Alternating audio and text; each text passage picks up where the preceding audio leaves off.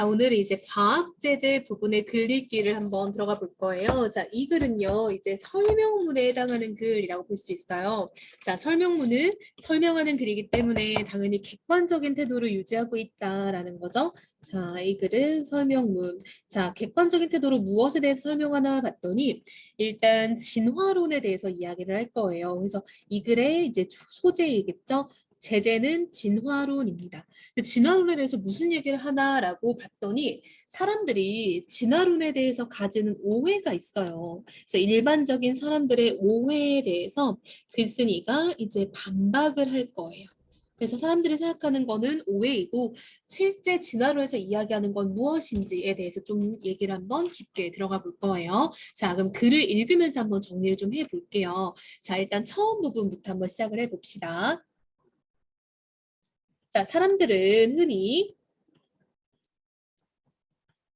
인간사에 나타나는 경쟁 구도를 설명할 때 찰스 다윈의 진화론을 언급하고는 한다라고 해서 사람들의 어떤 보편적인 이야기를 지금 시작하고 있죠. 어떤 우리는 사회에서 보편적으로 뭔가 좀 경쟁에 대해서 진화론과 연결을 많이 시킨대요. 아, 그쵸? 자, 이어서 볼게요.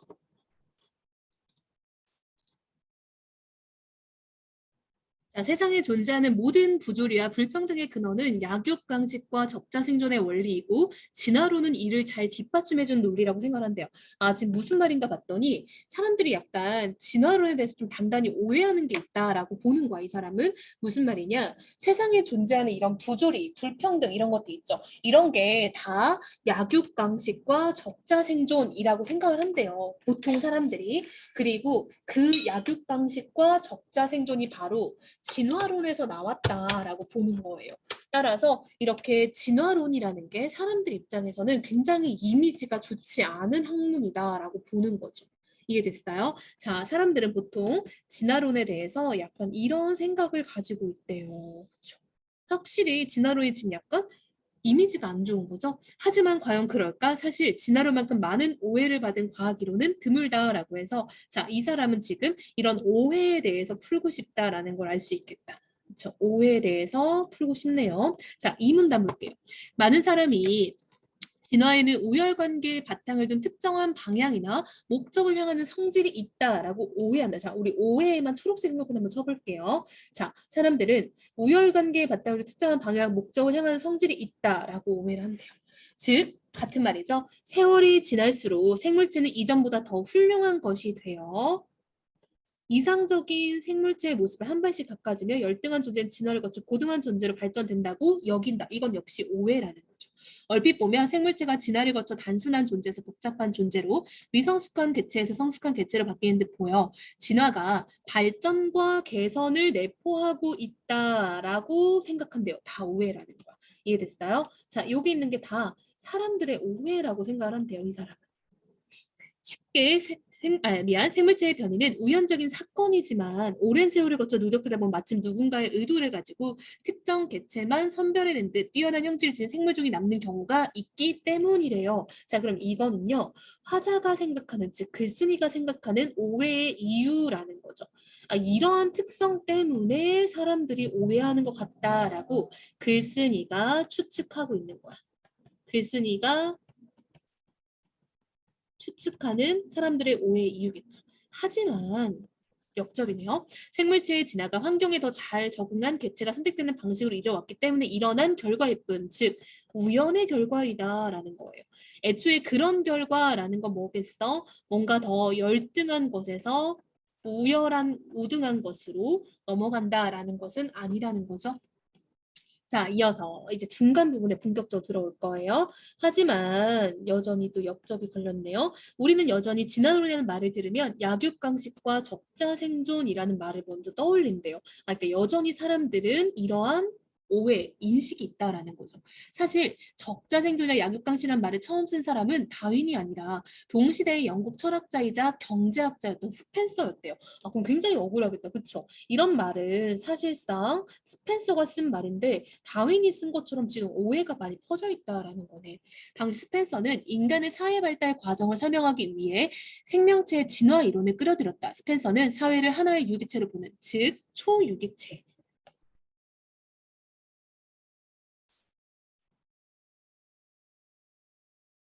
즉 초유기체라는 건 꿀벌과 개미처럼 여러 개체가 모여서 하나의 큰 사회를 이루고 있는 곤충을 사회성 곤충이라고 하고, 이러한 사회성 곤충이 이루는 집단이 완전한 하나의 생물체처럼 복잡한 메커니즘을 움직이는데 이걸 초유기체라 한다라고 지금 부연 설명해줬어요. 초유기체를 보는 관점을 가지고 있었대요. 그게 누가요? 스펜서가요. 그쵸?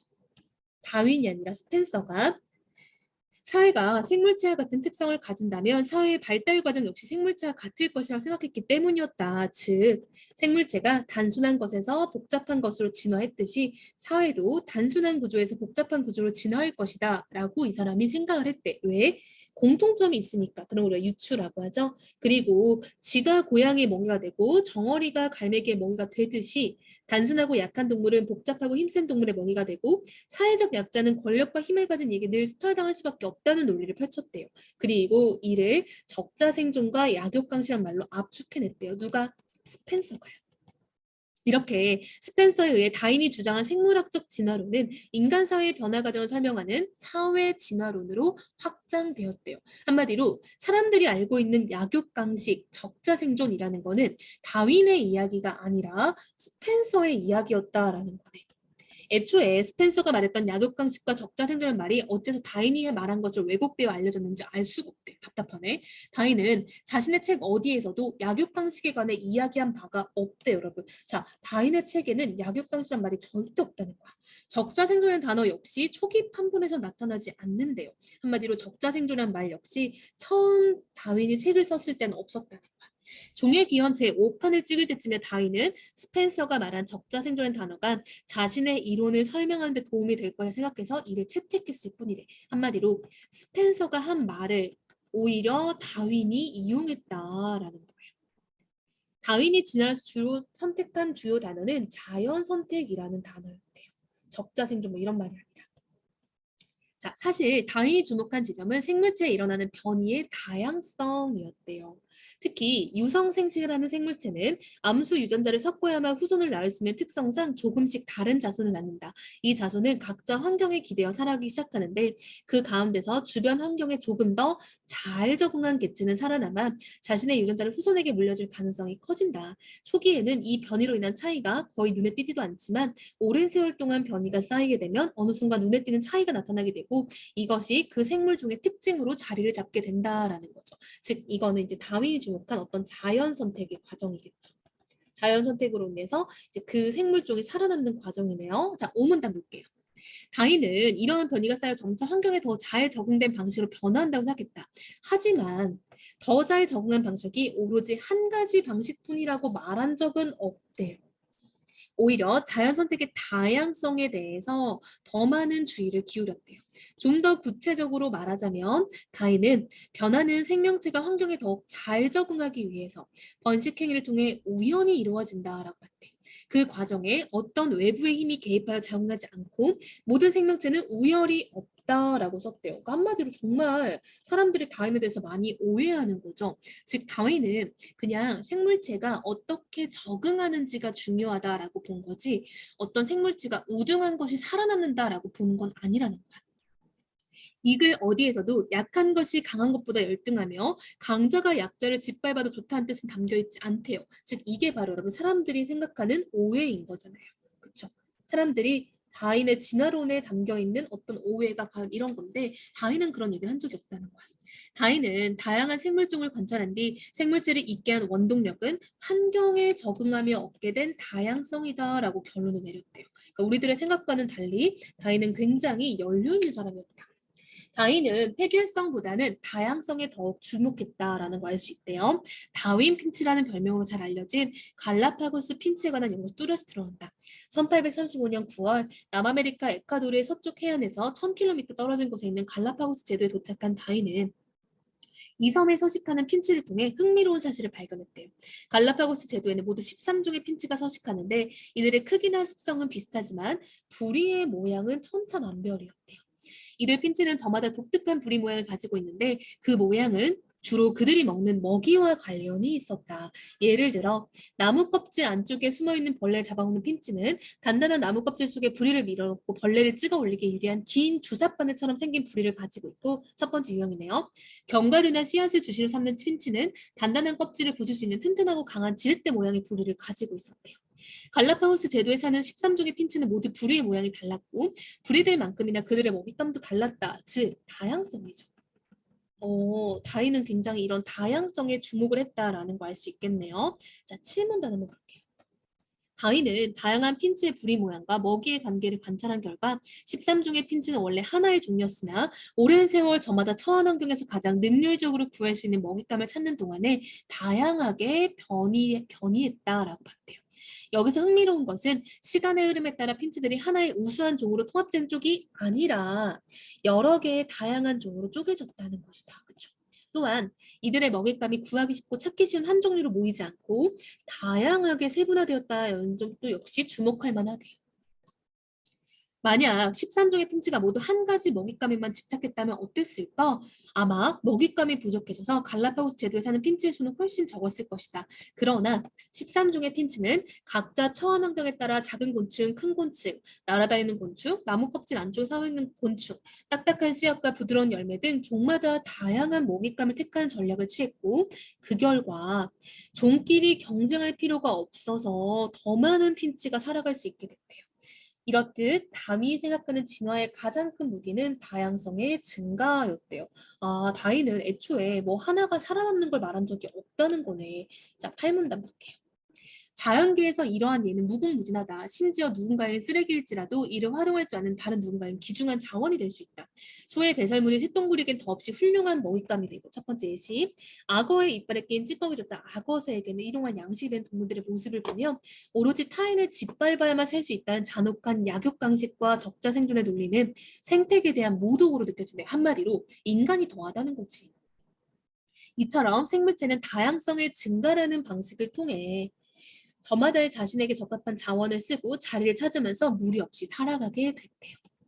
자, 이어서 구문단 봅시다.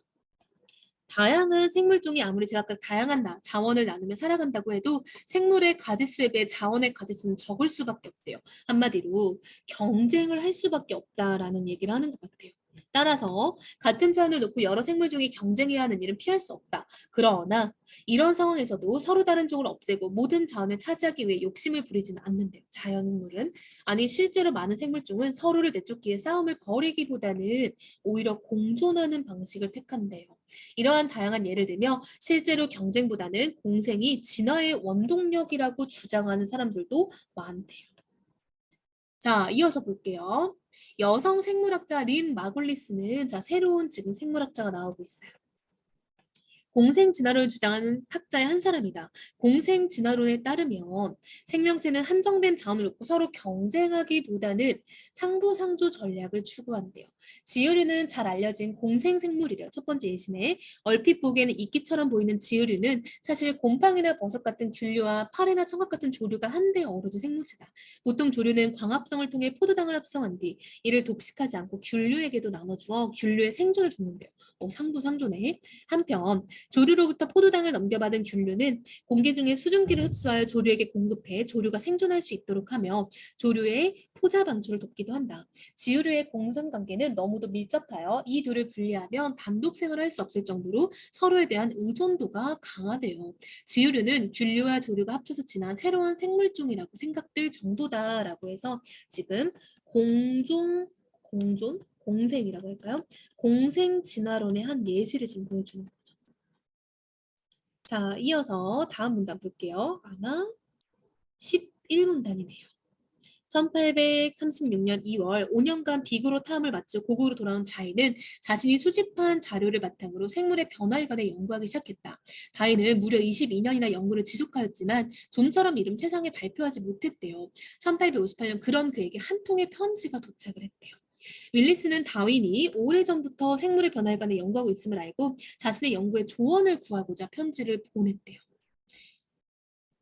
그런데 윌리스의 편지를 받은 다윈은 매우 놀랐대요. 윌리스의 편지에 적힌 내용은 다윈이 오랜 기간 연구하고 있던 것과 거의 같은 결론을 내리고 있었기 때문이다. 신중한 성격의 다윈은 자신의 연구 결과 발표를 20년이 넘도록 미루고 있었는데 어떤 한 젊은이가 자신과 거의 같은 결론을 담은 연구 결과를 발표하려 하니 다윈은 놀랐대. 여러분 봐봐. 이럴 때 어떻게 해야 돼? 빨리 내가지고 내가 1등이 돼야 될 거 아니야. 세상은 2등을 기억하지 않는다. 언제나 사람들 기억 속에는 1등의 이름만 남을 뿐이며 역사는 승자만 기록한다. 학계에서도 예외는 아니다. 어떤 학설에 책에 자신의 이름을 붙일 수 있는 영광은 최초 발견자나 설립자에게만 주어진다. 만약 다윈이 인간적인 방법에만 치중했다면, 즉 인간적인 방법은 약육강식, 적자생존이에요. 오히려 동물들은 공생한다라고 했죠. 약육강식의 원리에 따라 어떻게든 윌리스를 학교에서 제외하려고 했을지도 모른다. 다윈은 연륜이나 연구 경력, 수집된 자료를 비롯해 재력이나 사회적 지위도 윌리스보다 월등했기 때문에 다윈이 맘만 먹었으면 윌리스를 제압할 수 있었을 거다라고 본대요. 그러나 다윈은 절대 그러지 않았다는 거지. 생태계와 생물체의 상호관계에 대해 조예가 깊었고 생물체가 반드시 약육강식의 원리에 지배받지는 않음을 알고 있었기 때문에 결국 다윈은 13문단입니다. 윌리스의 연구 결과 자신의 것과 유사함을 인정하고 기꺼이 윌리스 자신의 동료 연구자로 들였대요. 굉장히 인간적인 방법이 아니라 동물의 어떤 생태계의 방법을 따랐다라는 거죠. 사람들은 다윈이 매우 신사적으로 행동했다고 말하지만 사실 다윈은 최적의 결과를 가져올 전략이 무엇인지 본능적으로 깨달았다고 해도 무방하다는 생각이 든대요. 수십 년간의 연구 결과를 가지고 있던 다윈이 몇 년간의 연구를 해왔던 윌리스를 동등한 자격의 연구자를 인정하고 받아들였지만 사람들은 역시 다윈의 이름만 기억을 한다는 거죠. 세상은 누가 더 많은 연구를 했고 누가 더 많이 기여했는지 억지로 주장하지 않아도 알아차리기 마련이다. 만약 다윈이 약육 방식의 원리에 따라, 즉 인간의 방식에 따라 윌리스를 제외했다면 이란 말이겠죠. 그 당시에 성공했을지 몰라도 분명 역사는 다윈의 이름을 후배 연구자의 공로를 가로등 파렴치 않으로 기억을 했을 거래요. 하지만 다윈은 경쟁과 배제, 즉 인간적인 방법인 거죠. 이것들 대신에 공존과 화해, 이거는 이제 자연의 방식인 거죠. 그 선택이 다윈의 이름을 영원히 빛나게 만들었대요. 이처럼 진화론은 태생부터 경쟁보다는 공존의 논리에 지금 바탕을 두고 있었는데 우리는 오랫동안 이를 알아차리지 못한 실수, 즉 오해를 하고 있었다라는 거네. 하지만 이제 세상은 변하고 있다. 획일성과 경쟁, 반목과 전쟁이 난무하던 시대는 가고 다양성과 화합, 공존과 더불어 사는 삶이 최대의 가치가 되는 시대, 즉 어떤 자연의 방식을 따라야 되는 시대가 왔다라는 거죠. 이미 생명체는 태고적부터 체득하여 겪어왔던 방식의 가치를 다윈이 윌리스의 손을 잡았던 그 시절부터 사람들에게 알리고 싶었던 것을 세상은 이제야 깨닫는 거래요. 그게 뭐야? 공존의 방식이겠죠. 그래서 한마디로 사람들이 왜 진화론에 대해서 오해를 하고 있을까에 대해서 생각을 하면서 이 사람은 여러 가지 일화를 제시해서 반박하고 있죠. 한마디로 사람들이 일반적으로 가지고 있는 통념에 대해서 반박을 하며 오해를 깨고 싶었다라는 이야기를 하는 것 같아요. 자, 이야기 다시 한번 처음부터 읽어보면서 정리를 해야겠죠?